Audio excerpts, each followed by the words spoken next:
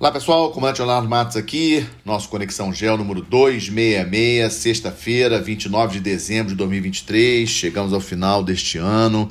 Mais uma vez, gostaria de agradecer aí o apoio de vocês, o prestígio.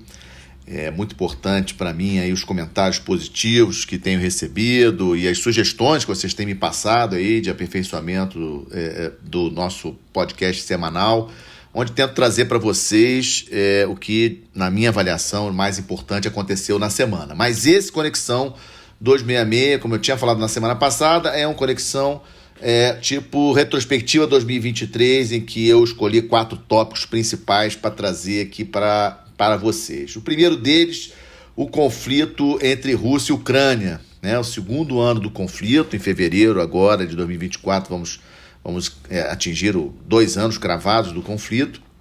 E esse ano de 2023 eu destaco que a Ucrânia ela parou de avançar praticamente, né? A contraofensiva que começou em junho e é considerada que agora em dezembro que ela fracassou, não conseguiu retomar os territórios que eram planejados para a Ucrânia retomar.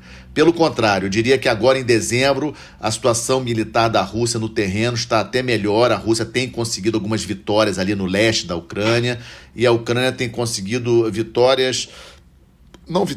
mas alguns sucessos pontuais, como por exemplo, essa semana, o caso do navio de guerra da Rússia, que estava atracado lá num porto da Crimeia e que foi atingido aí por um ataque de drones lançados pela Ucrânia.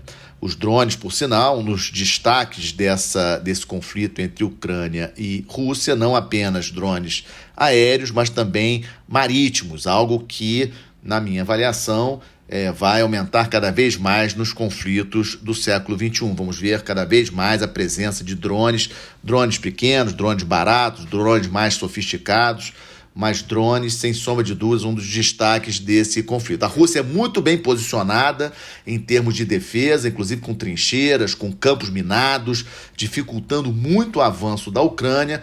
Mas o ponto mais importante que eu destaco, especialmente nesse segundo semestre, é a questão da ajuda do Ocidente. Vocês que acompanham o Conexão Gel já há bastante tempo, já escutaram várias vezes eu falar, inclusive meus ex-alunos e aqueles que já assistiram palestras minhas sobre o conflito entre Rússia e Ucrânia, lembram de eu ter comentado que a questão do apoio do Ocidente é fundamental. Gravem isso é uma questão fulcral, né, nessa guerra, porque sem o apoio do Ocidente, Europa e Estados Unidos, a Ucrânia não tem como reagir à Rússia, né?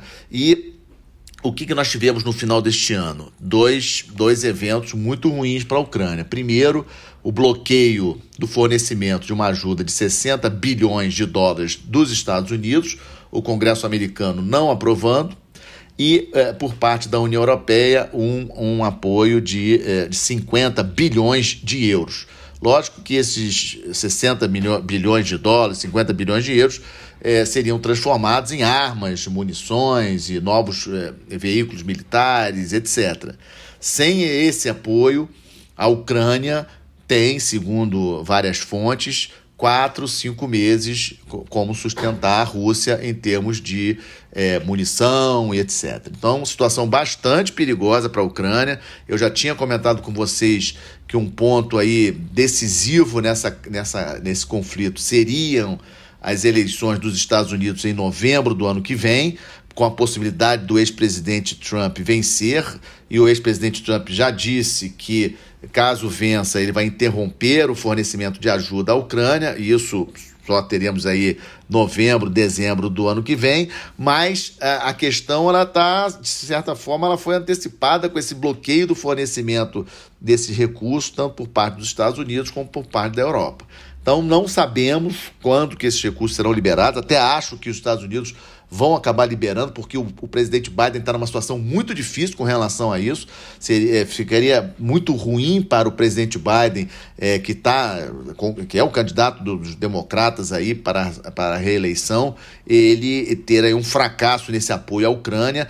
e, de repente, a Rússia inverter o jogo e, daquela postura defensiva que a Rússia adotou praticamente o ano todo, ela partir para uma postura ofensiva e empurrar as forças ucranianas todas até as margens do rio Dnipro.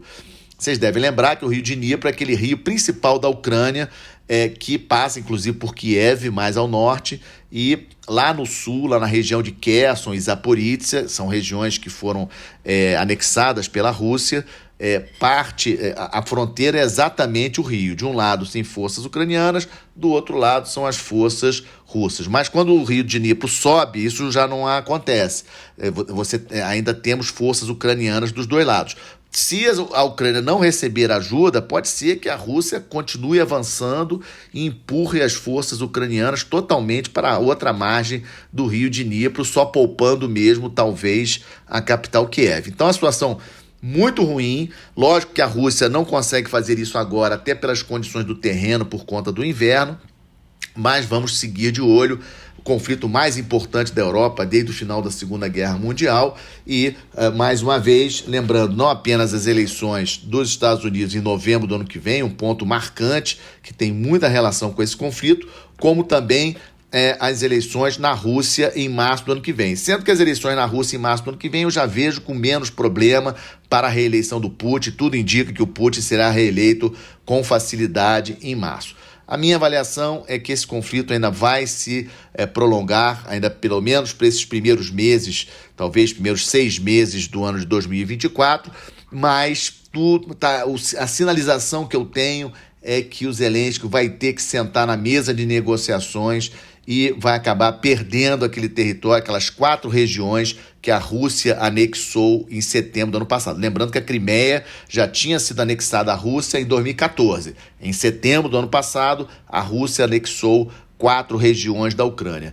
Eu acredito que esse vai ser o desfecho, um cessar-fogo, talvez não um acordo de paz assim, talvez um cessar-fogo estilo Coreia do Norte, Coreia do Sul, lá para o meio do ano, e com a Ucrânia tendo alguma segurança, alguma garantia do governo russo de não agressão, algum pacto, alguma coisa que vai ser muito difícil a Ucrânia entrar para a OTAN. A Rússia não vai aceitar que a Ucrânia entre para a OTAN.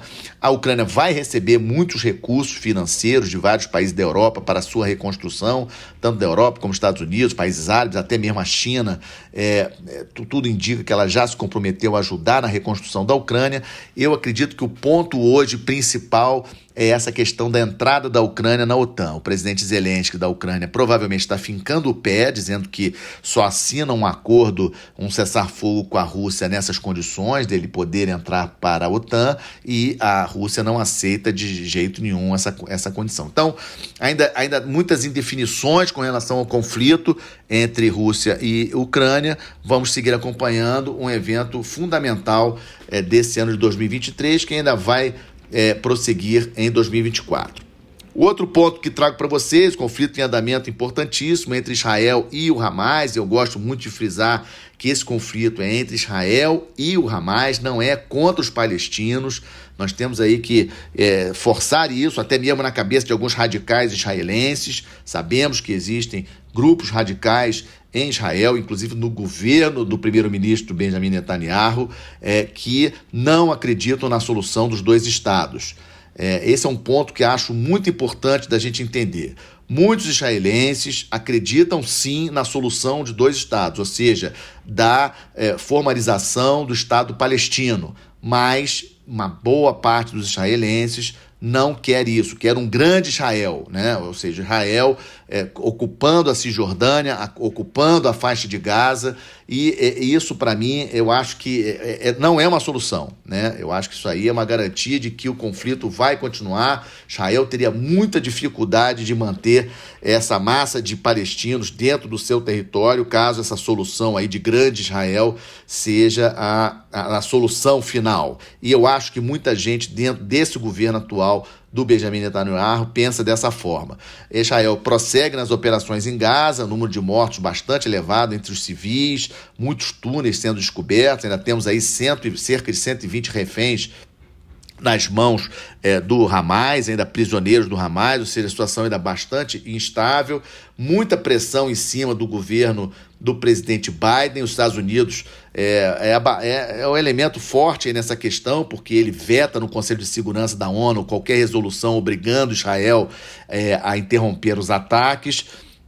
Mas só que o governo do Biden está sofrendo bastante pressão, inclusive de dentro do Partido Democrata, para forçar Israel a interromper os ataques. E Israel sabe disso, sabe dessa fragilidade, porque também está recebendo pressão, por exemplo, do presidente da França. O Macron tem falado bastante nessa questão do cessar-fogo, da interrupção dos ataques, etc. Então, Israel, o que ele faz? Ele aumenta os ataques, ou seja, ele quer ganhar terreno, ele quer matar mais terroristas do Hamas. O problema é que quando mata terroristas do Hamas, também mata inocentes, mata crianças, mata senhoras, idosos, etc. Isso tudo sai na mídia e a gente não tem como, obviamente, precisar isso, mas muitos jovens muçulmanos espalhados em vários países pelo mundo, vendo essas cenas, acabam gerando uma raiva muito grande, não apenas dos judeus, mas também daqueles que apoiam os judeus, como no caso dos Estados Unidos, e isso aí acaba sendo aí um incentivo para, digamos assim, grupos terroristas e ataques terroristas contra alvos judeus e norte-americanos por todo o mundo. Aquela questão do Mar Vermelho, que eu comentei na semana passada, ainda prossegue. Os grupos dos Houthis, né, aqueles rebeldes lá do Iêmen, seguem atacando navios ali no Mar Vermelho.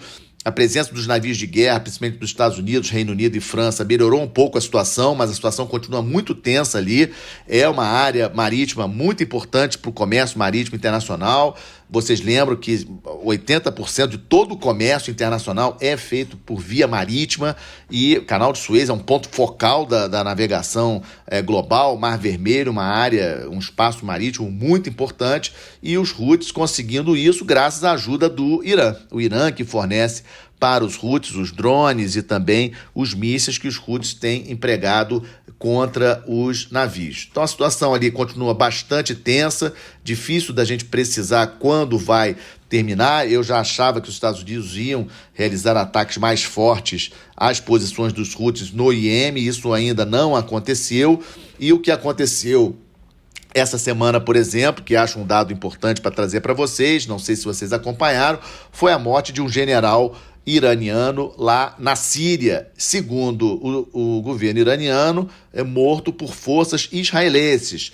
Não foi por forças dos Estados Unidos, foi por forças israelenses, segundo o governo de Teherã. E o governo de Teherã já avisou que isso não ficará sem resposta, ou seja, o Irã vai sim contra-atacar Israel por ter matado um general iraniano que estava na Síria. Então, essa questão do Oriente Médio, questão muito tensa, aquele acordo que a Arábia Saudita estava costurando com Israel para reconhecerem mutuamente, diplomaticamente. Israel não reconhece a Arábia Saudita não reconhece Israel. Seria uma grande vitória diplomática do Biden. O presidente dos Estados Unidos, estava costurando esse acordo. Isso aí sumiu, não existe nenhuma possibilidade desse acordo sair por agora, enquanto essa questão aí de Gaza prossegue. E essa já foi uma grande vitória, digamos assim, do Hamas nesse conflito. Então, a situação ainda bastante indefinida, será sim um assunto que seguiremos acompanhando, pelo menos nessas primeiras semanas de 2024. Terceiro ponto que trago para vocês, nessa nossa retrospectiva 2023, a questão da disputa global entre China e Estados Unidos. Falo sempre isso nas minhas palestras, nas minhas aulas. É importante nós termos na cabeça que a grande disputa de poder do século XXI é a disputa de poder entre Estados Unidos e China. Estados Unidos é a maior potência econômica, a maior potência militar, e a China tentando ocupar essa posição. Esse é o grande evento do século XXI. Só que a China, em função dos problemas econômicos do Covid, da maneira como a China tratou a questão do Covid, fechando demais o país, fora a questão também demográfica, a China com aquela política do filho único, que depois mudou, agora a política de 3 filhos, mas isso não é rápido, a gente não muda isso de uma hora para outra. A China, inclusive, teve uma diminuição da sua população. A Índia, hoje, é a maior população do planeta, tendo ultrapassado a China. Então a China com problemas na sua economia, não crescendo como deveria crescer economicamente falando, problemas demográficos, o Xi Jinping tentando expurgar aí possíveis inimigos por todo o governo, inclusive também na parte dos grandes empresários. Esse terceiro mandato do Xi Jinping, na minha avaliação, está sendo bastante complicado. O Xi Jinping que cada vez mais autoritário e dono, digamos assim, da China, e eu acho que isso também acaba refletindo na eficiência do governo chinês e na eficiência da economia chinesa. Os empresários chineses com medo, né, saindo do país, com medo dessa política mais rigorosa do Xi Jinping. A questão de Taiwan segue sendo a questão mais importante. Falei de Taiwan várias vezes esse ano com vocês. É uma questão aí, digamos assim, fulcral na política chinesa. Em algum momento a China vai sim invadir Taiwan, porque não vejo como Taiwan aceitar sem problemas, digamos assim, ser anexada, ser incorporada efetivamente à China. Isso aí eu acho impossível praticamente. Teremos eleições agora, no dia 13 de janeiro, mesmo que tenhamos aí uma virada do partido Kuomintang lá em Taiwan. O partido Kuomintang é um partido mais pró-China, mas não acredito que Taiwan vá aceitar ficar sob o jugo da China, né? Tipo, não ter as relações exteriores serem conduzidas pela China, as Forças Armadas serem as Forças Armadas chinesas, etc., como era o caso de Hong Kong. Eu não acredito, não vejo isso em Taiwan. Então, a China vai invadir, sim, militarmente Taiwan em algum momento. Muito difícil da gente precisar quando isso vai acontecer. Temos aí o terceiro porta-aviões chinês que ainda não está operacional, está fazendo teste, mas ainda não está pronto. A China, para fazer esse ataque a Taiwan, a China vai precisar de muitos meios ao mesmo tempo, de navios, e o porta-aviões é fundamental nisso, né, para poder ter o controle do espaço aéreo sobre Taiwan e fazer ataque com paraquedistas, com operações anfíbias, operações de forças especiais, ataques cibernéticos. Isso vai acontecer, na minha opinião, nos próximos anos. Não dá para a gente dizer ano que vem, 2026, 2027, alguns oficiais, inclusive, almirantes americanos, chegaram a falar 2027. Eu acho que o terceiro porta-aviões ele precisa estar pronto, né? Eu acho que isso é um dado, um dado que eu estou acompanhando. Há previsão de efetivamente esse porta-aviões ser entregue à Marinha Chinesa em 2025, ou seja, estar pronto para um conflito, por exemplo, somente em 2025. Então, pode ser aí a chave dessa pergunta de quando que a China vai invadir Taiwan. E aí vem aquela outra pergunta. Os Estados Unidos vão atacar a China se a China atacar Taiwan? Na minha opinião, não vão atacar a China. Os Estados Unidos não vão arriscar uma guerra com a China por causa de Taiwan. Então, sem sombra de dúvidas, é uma questão importantíssima. Taiwan é o maior fabricante global de semicondutores de alta performance. Por isso que os Estados Unidos estão levando para dentro do seu país várias fábricas de semicondutores, mega projetos, inclusive da própria empresa taiwanesa, a TSMC, a grande empresa de semicondutores de Taiwan. A TSMC está construindo uma grande fábrica de semicondutores nos Estados Unidos. Samsung também está construindo fábrica nos Estados Unidos, Intel construindo fábrica de semicondutores nos Estados Unidos, porque eu acho que essa questão de Taiwan é uma questão apenas de dias, né? A gente não sabe quantos dias, meses, anos, mas a invasão de Taiwan pela China, ela vai acontecer. Na minha avaliação, essa é a questão central ali para a gente acompanhar também em 2024. E fechando esse Conexão GEO 266 de retrospectiva, tinha que falar do Brasil e seu entorno estratégico, começando com a África Ocidental. A África tendo muitos problemas em 2023, tivemos aí problemas no Níger, golpe no Gabão, já tínhamos tido problema no Mali, problemas em Burkina Faso. Logicamente que esses problemas, essas instabilidades, elas acabam refletindo nos países que são litorâneos do Atlântico Sul, né, que são banhados ali pelo Golfo da Guiné. A Nigéria é o maior país dessa região do Golfo da Guiné, inclusive a maior economia da África, a maior população da África. A Nigéria é um país importantíssimo. Mas a Nigéria toda hora com problemas em função dessa divisão religiosa, norte da Nigéria, de muçulmanos, o sul cristão, e grupos radicais aí atacando posições na Nigéria, volta num momento, no outro, tem ataques. Essa semana tivemos ataques aí, mais de 100 mortos, ataques aí perpetrados aí no norte da Nigéria, ou seja, muitas instabilidades na África Ocidental, mas é uma região importantíssima para o Brasil. A Marinha tem feito a sua parte com a missão naval nossa na Namíbia, missão naval em São Tomé e Príncipe, missão naval em Cabo Verde, a presença de navios de guerra da Marinha do Brasil contribuindo com o treinamento das marinhas e guardas costeiras dos países do Golfo da Guiné para melhorar a segurança do Golfo da Guiné, não apenas em relação à pirataria, mas também pesca ilegal e outros ilícitos no mar. Então, acho que a Marinha do Brasil tem cumprido o seu papel de maneira bastante positiva na região. Só que isso apenas não basta. O empresariado brasileiro, a academia brasileira precisa enxergar a importância da África Ocidental para o Brasil, faz parte do nosso entorno estratégico e, digamos assim, ter uma presença maior lá, uma presença das nossas universidades lá na costa ocidental da África, com intercâmbios, com envio de professores, aumentar o número de alunos estrangeiros desses países aqui no Brasil e também, obviamente, a economia. Nossa economia precisa despertar para a África Ocidental. Meus amigos, nós temos ali a Nigéria com uma população maior do que a população brasileira.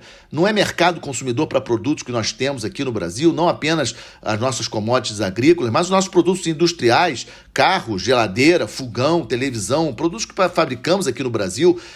Nós não podemos exportar também para países da África Ocidental, países como a Nigéria, que tem uma população maior do que a nossa.